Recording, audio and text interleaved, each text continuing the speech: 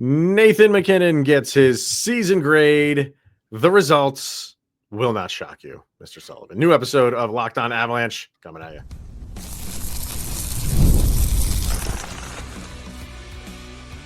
Your Locked On Avalanche, your daily podcast on the Colorado Avalanche. Part of the Locked On Podcast Network. Your team every day. All right, everybody. Welcome to the Locked On Avalanche podcast, part of the Locked On Podcast Network. Your team every day. I'm your host, Chris Maselli. With me, as always, Mr. Shaggy Von Doom, Kyle Sullivan. Thank you for tuning in, making it your first listen of the day. Always appreciated. And if you want to get in on the conversation, join our subtext. Link is in the show notes below. Chat with Kyle and I one-on-one. We get your opinion, everything Avalanche related, and share it on this very podcast. We'll get to our subtext people when it comes to that Nathan MacKinnon grade. And because yesterday we didn't have enough time when we were talking about the Brock Nelson signing, they had comments on that. So I wanted to give them their opportunity to state how they were feeling on that Ross Coyle. Yeah. The Brock Nelson contract. So we'll do that a little bit later. We're gonna start off here quickly because right before we were going to record, there was word of a Frank Saravalli comment on Daily Face-Off Live about there are questions about the fit of Charlie Coyle in Colorado. So I don't want to spend a ton of time on this because literally this, I just saw this minutes before we were about to record. So I don't know where this is going. Is this just another, hey, it's the off season, the rumor mill spins and turns in the off season, just like we had with Marty Nashis? Is this more of that, or is there something to it? I don't quite know yet. So I don't want to speak too much on it because, again, like the same thing with Nashis, where you didn't really hear that stuff. You didn't really hear that stuff with Charlie Coyle either. So we're going to let that breathe for the weekend. And then if we hear anything else, maybe talk about it a little bit more on Monday. But do you have any first thoughts on that? No, you know what? I'm going to just refer to all these comments and stuff. This is chickpea pasta season. where that came out from the Big Z interview, where everybody, the chickpea pasta that followed Nathan MacKinnon around, we're in chickpea pasta season.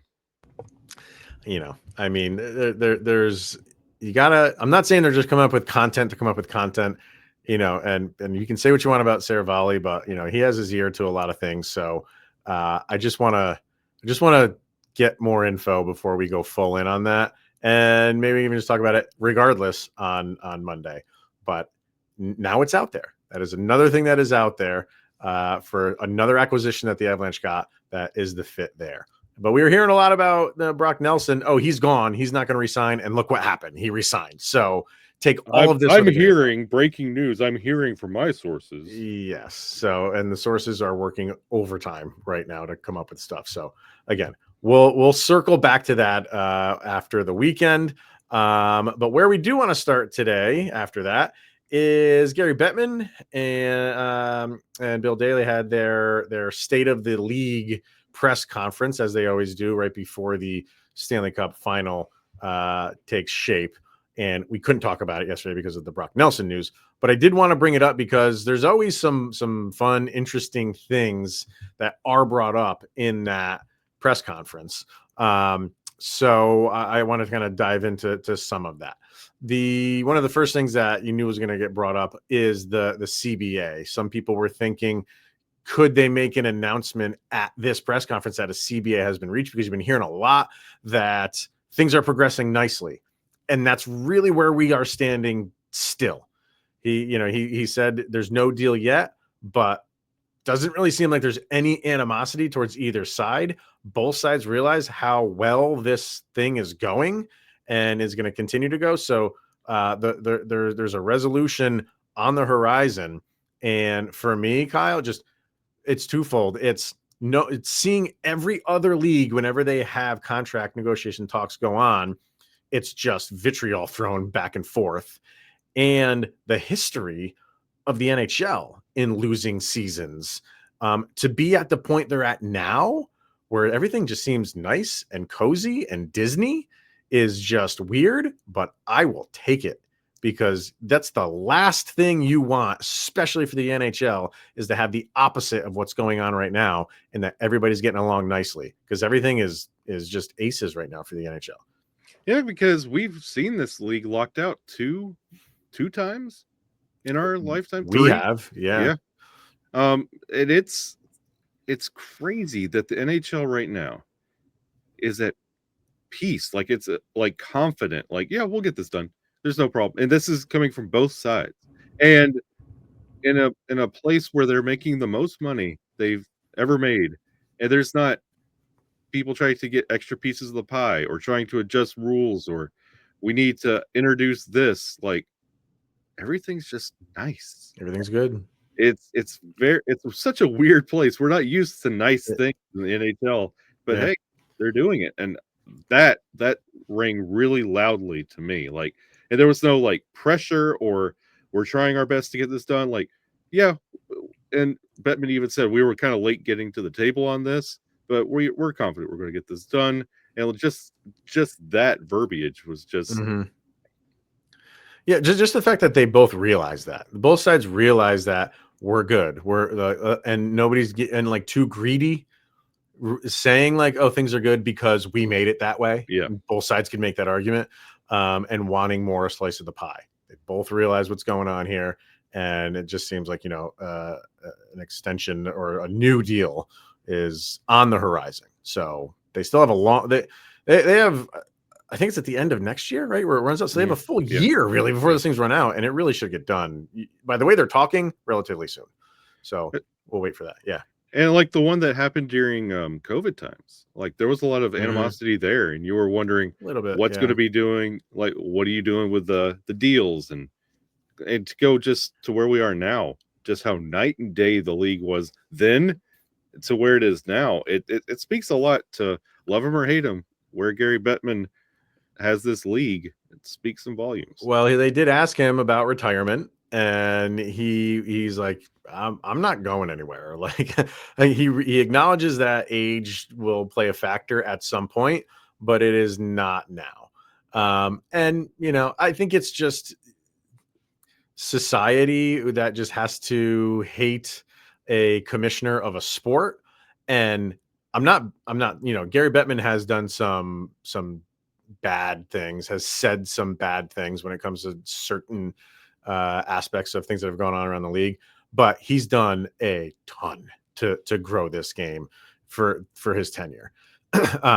And we can't sit here and say like, oh, both sides are really happy of where these negotiations are going, and then turn around and rip Bettman, because he's part of the reason why they're going so well. So you can't have that both ways. And sure, like I said, Bettman's had his share of problems when he's been as commissioner as long as he has, which is longer than any other sport. You're going to have some missteps, and some really bad missteps, which he has had, but he's had some really good ones too. So, but he's not going to retire anytime soon. So you can kind of stop thinking about that, at least for the foreseeable future. Yeah. And honestly, like where Bettman has things like, and all the way through this State of the League was a lot of yes and no, and giving you the both sides on every answer. Like, yes, I know I'm getting older, but I'm not retiring. Like, right. And with Bettman, look around right now. Like the NBA, the state of the NBA is falling apart. Like it's not what it used to be. MLB is getting very gimmicky. The NFL, they changed kickoffs. A lot of things in the NFL is not like it used to be. Again, to the state of the league, but it's still a monster. Yeah, no, I get that. Yeah. But you're changing like the kickoff rules. There's a lot of like in-game modifications that they're doing, even being the monster that they are, and like trying to sprout, like go international, all this other stuff. Like hockey fans get to enjoy the NHL, and it's nice. It's nothing's gimmicky. The glow puck is not coming back. Like there's some really nice things going on. They're not launching comic books like they did back in 2000. Like NHL's in a really good place among the big four. It might not show financially, but state of the game, health of the product, it's in a great place. I mean, even financially, man, they're okay. Like it's a gate-driven league. The gate is fine. They're making billions. What do they make? I don't. It was 6-7 billion. If I'm, I could be off on that, but maybe by a billion or two. But they're doing just fine. For what they are, they're doing just fine. They did talk about expansion, and it was very interesting. Bill Daly's the one that answered this question on how they are approaching it. They're basically saying to, like, they're not the ones going out to cities and saying, would you be interested in getting an NHL team? They are basically like sitting back saying, come to us. Yeah. If you want to make a pitch, we're all ears. That tells you where the league is. That tells you that, there are cities, and you can tell that, it's happening, that there are cities that are making their pitches. The cities over here, Atlanta, Atlanta has. I think it's Anson Carter's on a group that wants to put a team in. So Atlanta is. You hear Houston a lot. Those are maybe the two markets that you hear most of. But that was their answer. Like, we're not exploring it, in that we're not going out and going to cities saying, like, do you want this? They're coming to us. So it's going to happen. I don't know when. I don't think it's immediate, but it's likely going to happen in that fashion. Yeah, and Daly even said, like, we're not pursuing expansion. We're letting expansion pursue us. Yeah. And he even said, like, it's gratifying to be in this position now as a league where you can sit back and say, show us the arena, show us the package, pay the franchise fee, then we'll talk. Yeah. And like, that's honestly the best way to handle this. You don't want to expand too quickly, but if you have people coming to you saying, look, here's all we've done, the legwork, here it is right here. Like Utah popped up in just out of nowhere when Arizona was falling apart. Utah said, arena, fees, here you go. And there we go. We have Utah Mammoth. So it's nice to see the NHL not just having people come to them, but being a league that cities want to be a part of. Let's get a quick break in here because playing off of that, there was a question about expanding the playoffs or a play-in round, and Bettman threw out maybe my favorite answer, which I back wholeheartedly. So let's get a break in, and we will talk about that coming up next. All right, you ever check your bank account and wonder, where did all your money go? Probably, maybe not right now, because who spent money on Switch 2? I have not yet. Not yet. But I'm guessing that's where a lot of people's money went, at least today, June 5th. Which, by the way, is my daughter's birthday. I should have thrown her out a happy birthday to my daughter. Happy birthday! Yeah, so that's where all my money went today. was a birthday. So between dining out, online shopping, and entertainment, or your daughter's birthday, it's easy to lose track, and that's where Monarch Money comes in. It's your personal CFO, giving you full visibility and control over your finances. Monarch Money isn't just a budgeting app. It's a complete financial command center, and you can track all of your accounts, investments, and spending in one place. So you stop just managing your money and start building wealth. Take control of your finances with Monarch Money.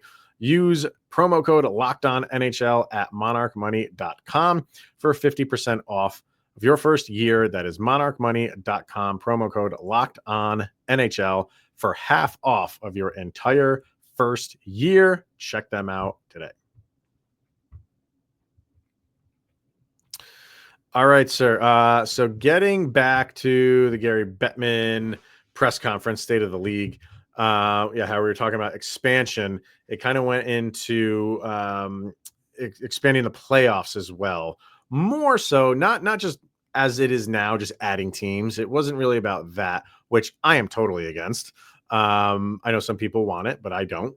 And one of the other comments was about a play-in round, which I can't stand. Like, I don't like that for the same reason I don't want to expand. Playoffs should be earned, something you earn. And if you just expand the playoffs to 20 teams, like teams that just are just kind of skating through, get in, and we're just wasting a first round because they're probably going to lose in the first round. Every once in a while, you'll get one where they win in the first round, and that will make all the people that say, see, like, well, no, if you really go through it, it's probably like 2% of the time. I don't know. I'm just coming up with crazy like thoughts, but I just don't like it.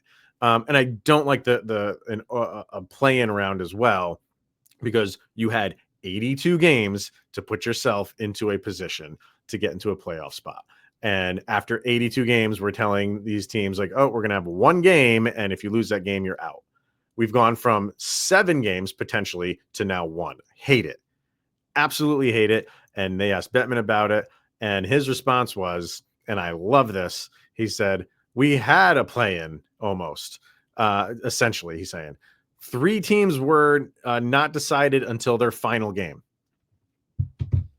Done. 100% right.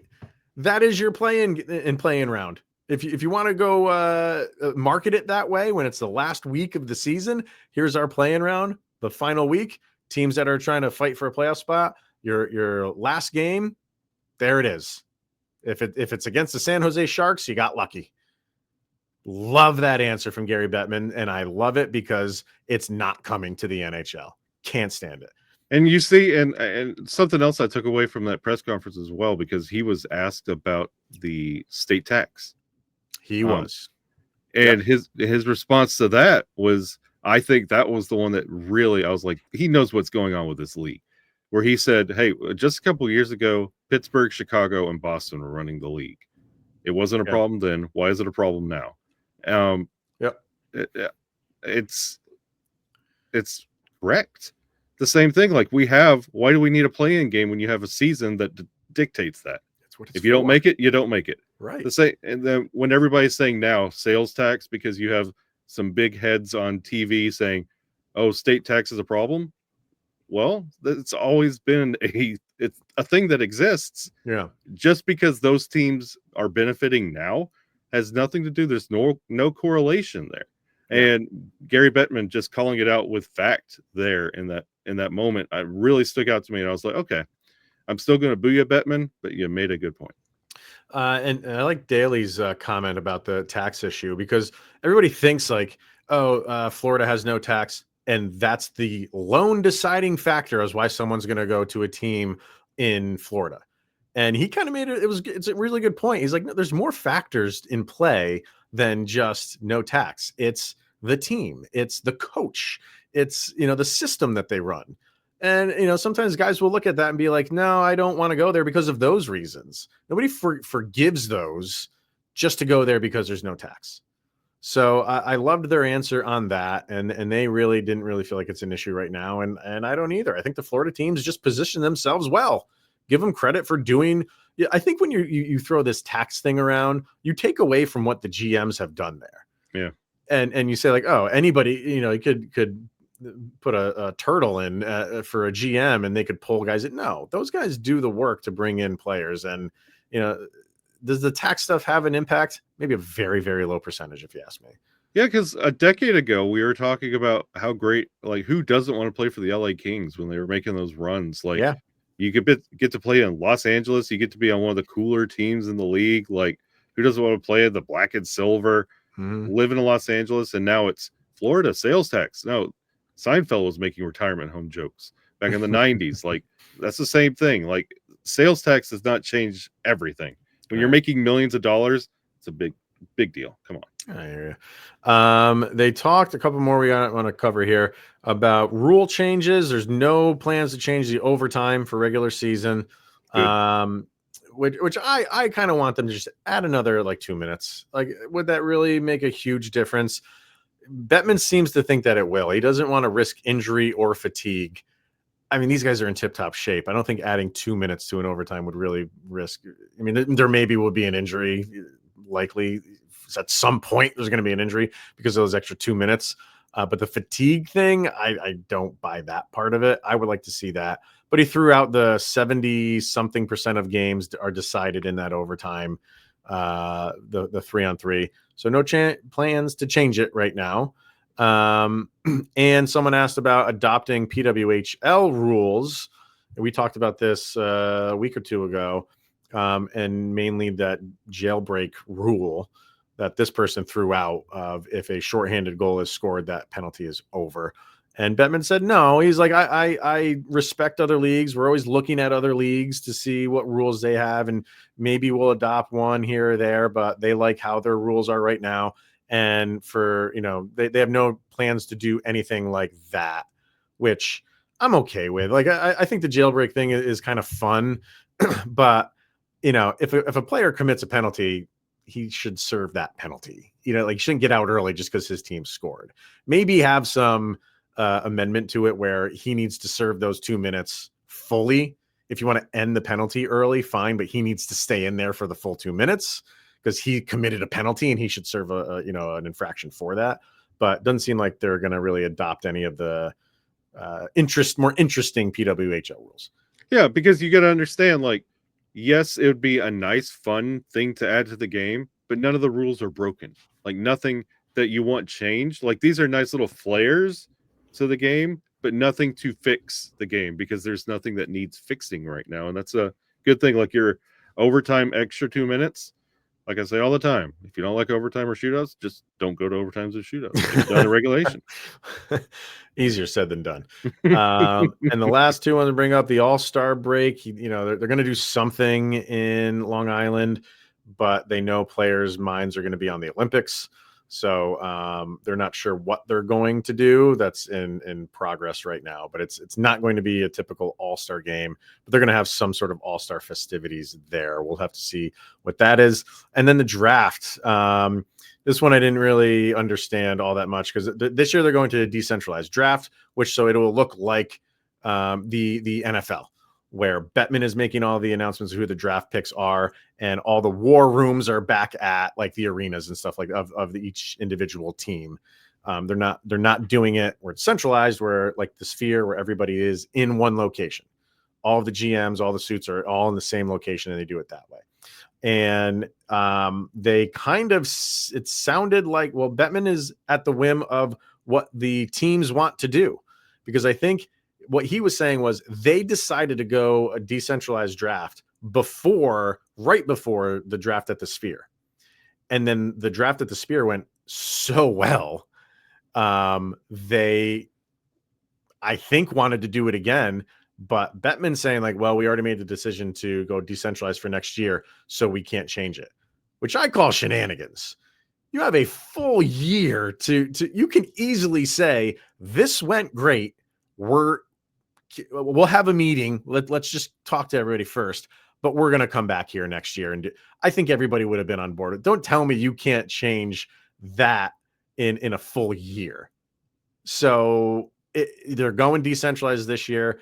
It sounds like they want to go back to what they were doing, and maybe back at the Sphere as well for the years that come, because that was awesome.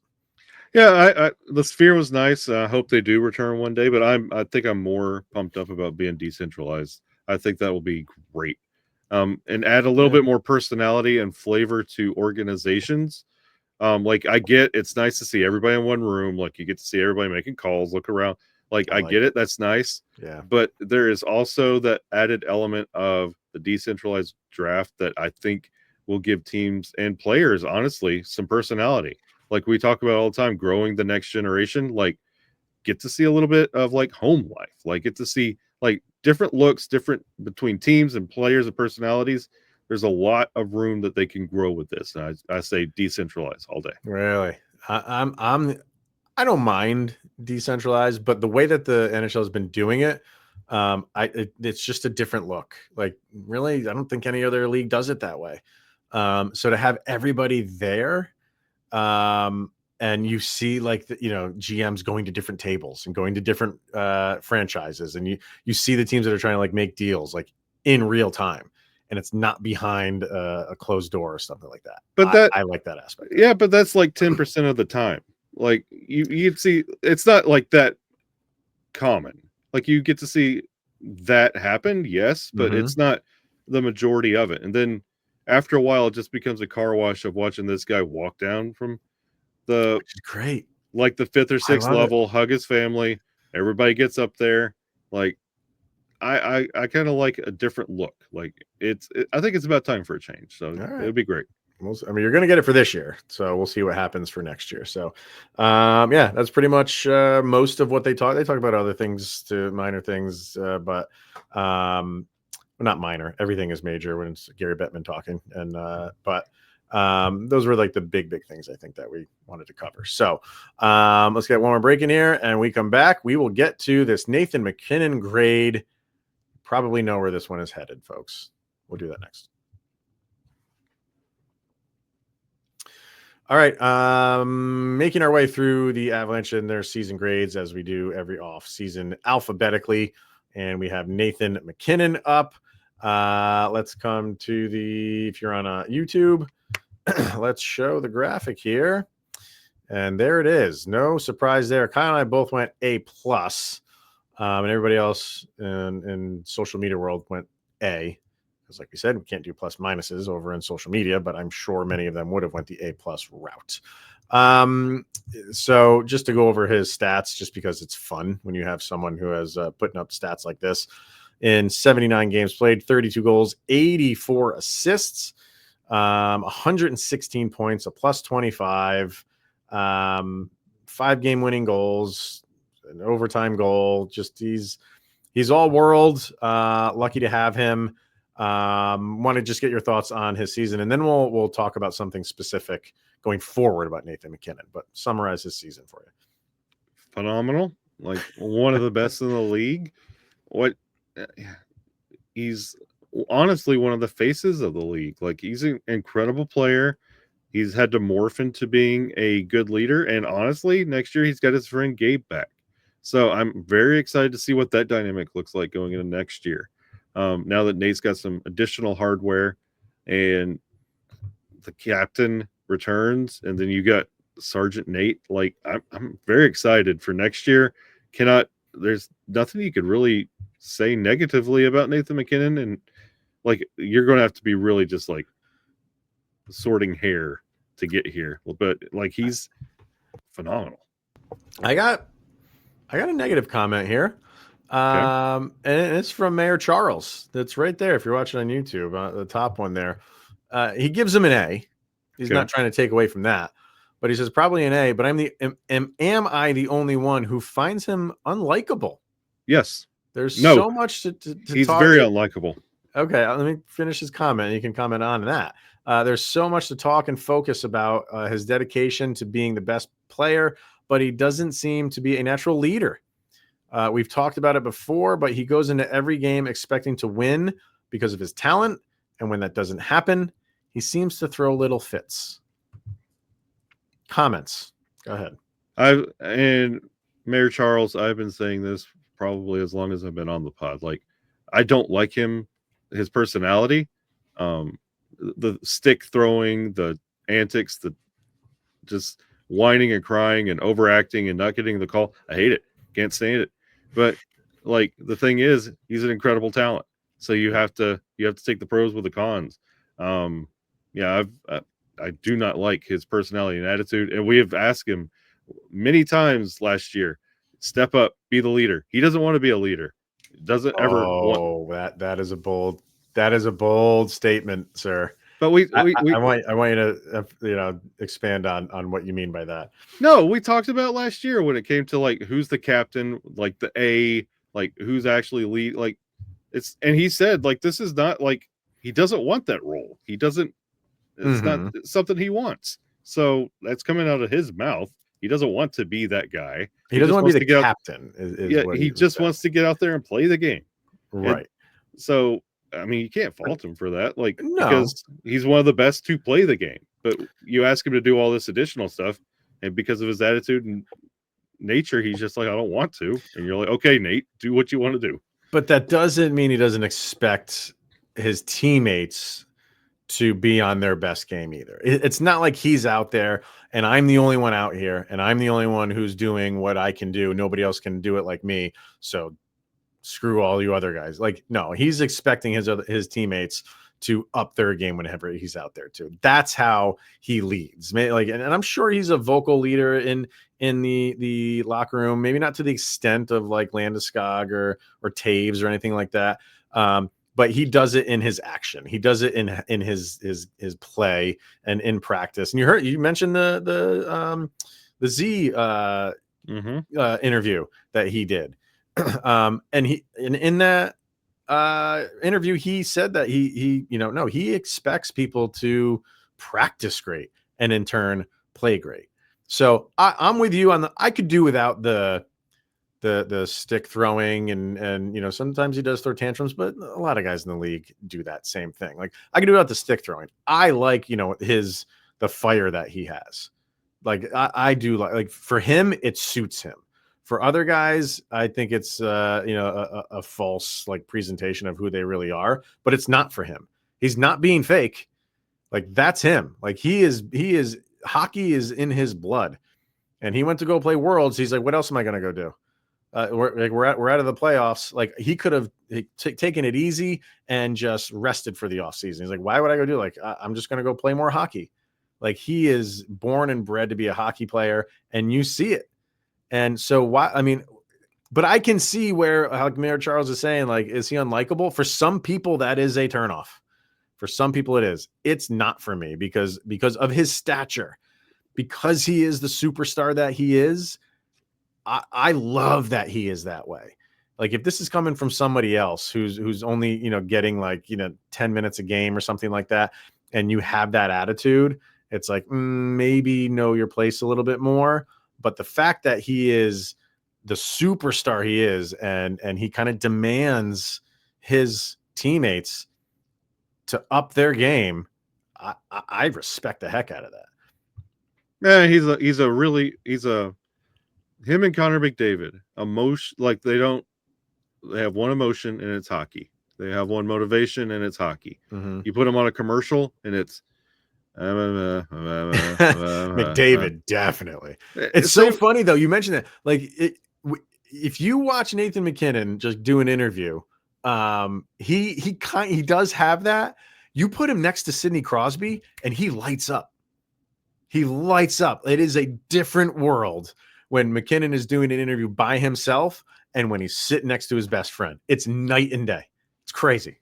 Yeah, but McDavid and MacKinnon are the same when it comes to the locker room. Of just like the the chickpea comment, like I referenced earlier, is like you're going to be fat, and like you got to like chickpea pasta. If you want to be faster, you want to be good. Like that kind of like McDavid yelling in the Stanley Cup final in the locker room. It's that same like you got to be at my level. Let's go. It's they're hockey psychopaths. Yes.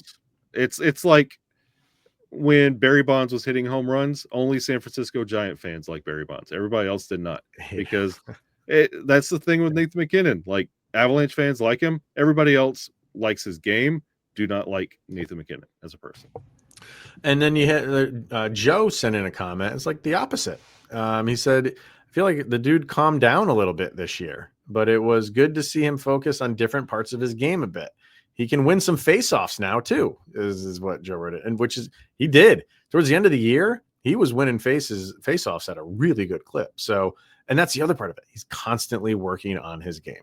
He's not just happy with the fact that he was not very good at the faceoff dot. He worked on it. And at the end, towards the last few months of the season, he was great. He was great at faceoffs. So that's the other part that you just really appreciate about him. So, the one thing I wanted to pick your brain on, if you're watching on YouTube, you see up there right at the top where his birthday, September 1st, 1995. So this next year, he will be 30. Nathan MacKinnon is hitting a different decade. And 30 is like the time frame where people just think hockey players just start to nosedive. I don't think we're expecting that in the early stages of Nathan MacKinnon's 30s, but you could say he's on the downside of his career in terms of years played. So what do we expect? How do you think Nathan MacKinnon's game is going to have to change for maybe the second half of his 30s once he hits like 34, 35?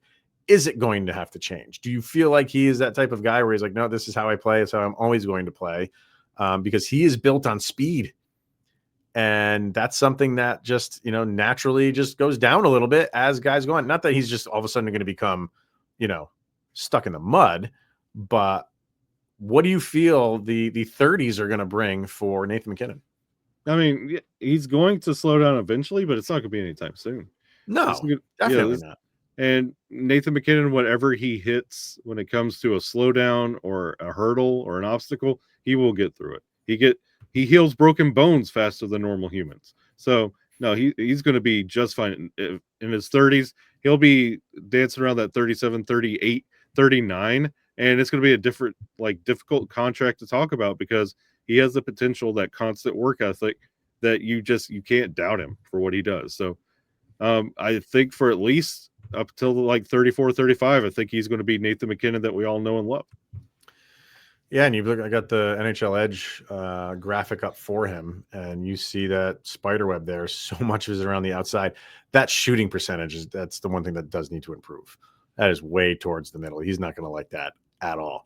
But everything else, like the top speed for skating, he's in the 98th percentile. Speed bursts over 20 miles an hour, 99th percentile. He's tops for that. Skating distance, he's tops for that, 99th percentile. He's everywhere. And that's his game. So yes, that's not going anywhere for the next handful of seasons. And maybe I'm getting way ahead of myself, but I am curious to know when he's at the Sidney Crosby stage, how much of that changes, because his game is 200 feet all over the ice. So I know that's way ahead in the future, but we're gonna get there at some point, but it's not right now. Yeah, we got a couple more season grades before we even get to that point for him. Couple more A++ before that happens. Absolutely. So, all right. Yeah. So that's obviously an easy one. The last thing I wanted to do was give the people over at Subtext their comments on the Brock Nelson signing, because they had some comments on that. So I got a few of them here. Let's see. So Kyle, not Von Doom, says heavy price tag, but definitely worth it to lock down a solid 2C. I'm thinking they'll have to move Wood now. Excited to see what he can do with more time and experience in the system. And I think that's where everybody's mind is going right now, is who do the Avalanche need to move? And there's a list of maybe 3, 4 guys, 5 guys, and everyone has their feeling on who it is going to be, whether it be move Miles Wood or just not sign Jonathan Drouin or somebody on the defense like Girard and Manson. That's kind of where everybody's head's at right now, is okay, what's the next move? Yeah.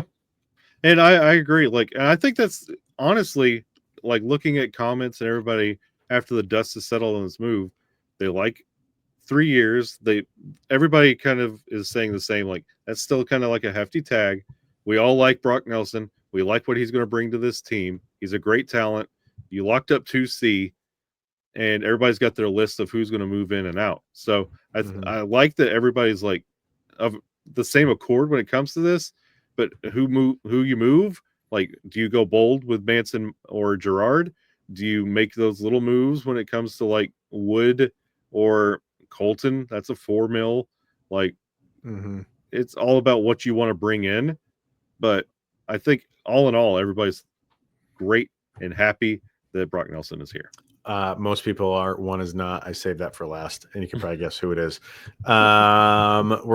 This is Tanya, says, I just don't know what to expect running this team back.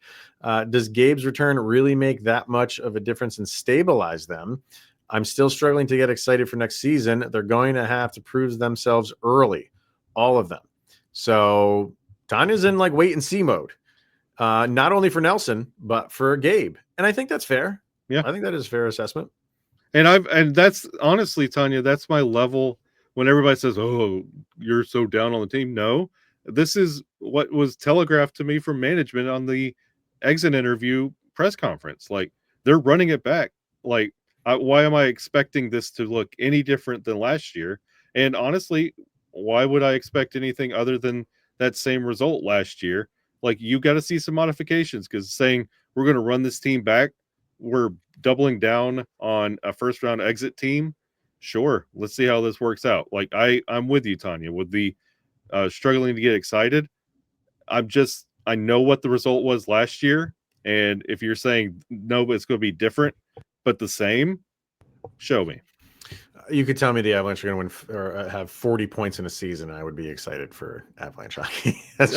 I'm ready for it to be back. That's for sure. Yeah. Coyle says, I think this is a good bit of business for the Avs. Nelson has most of the leverage, knowing that how thin the 2C market is and how little the Avs have in trade capital. And the 2C is locked in. So, yeah, I mean, that might have played a little bit of role into it. I think he not only the leverage of a thin 2C market, maybe a little bit of the leverage of, you went and traded for me and put up a good amount to get me. I do want to stay here. I think that's the other part of him saying, like, I want to stay here. But I know they're an Avalanche, like, well, we can only go this far. Like that's where a negotiation comes into play. And I think both sides, maybe more so Nelson, had a pretty good amount of leverage. He's probably right on that. Yeah, I think when they put that contract down, it probably said 3 years, 7. And when he went to go sign his name, he put 0.5 and then signed his name. So I'm pretty sure that's how that contract deal went down. And Vargar is not a fan. He is not a fan of this. I was messaging everybody as this was going down, didn't have the AAV yet. And he had written before we found that out, said, I can't wait for the AAV. Anything over 5 million is a mistake. And then obviously it came in as to what it was. He said CMAC is doubling down on a bad move because he gave up too much. And he said the AAV in that contract is going to age like milk. And I'm leaving out some other choice words that he threw in that he does not like this at all. So the AAV is what sticks with me. But I don't, like, we talked about it yesterday. Like, I mean, he's on the side of anything over 5. It was going to be over 5. And we said yesterday, they probably, needed to give him an extra 500,000 because he was going to be in the 7 million range from some other team anyway. And that's what they were going to have to pay. So for Vargar, it is basically just like Nelson needs to do a lot to win him over. And we'll see if he can do it. Yeah, I would be of a whole different tone if Casey Middlestat and Ryjo did not happen, because I got fired up for every other time we solved the 2C problem with talent. You just don't want to get burned again. I don't want to get burned again. Yeah, it's hard for me to get over the moon, start a parade when we thought without a shadow of a doubt Casey Middlestat is our long-term forever answer at 2C, and he is not playing here anymore. Like, I would love to. I'd like to buy into this, but I've been down this road at least 3 times since we won the Stanley Cup. Yeah, no, I get it. Just different player. That's all I can tell you. But yeah, you cannot buy that either. So let's just get to October and play some games here already. Let's just get past the summer. Who cares about the summer? So, all right. That's going to wrap it up for today and for this week. So thank you, everybody, for tuning in and making this your first listen of the day. That is always appreciated. We'll be back on Monday. If we hear anything else about this Charlie Coyle stuff, we'll bring that up on Monday. So be sure to tune into that. But for this one, thank you for making it your first listen. Like we said, always appreciated. He is Mr. Shaggy Von Doom, Kyle Sullivan. I am Chris Maselli. This is the Locked On Avalanche podcast. Have a good weekend. And when you make it through the weekend, you're that much closer to Sidney Crosby being with the Colorado Avalanche. Get excited. He makes Nathan MacKinnon human.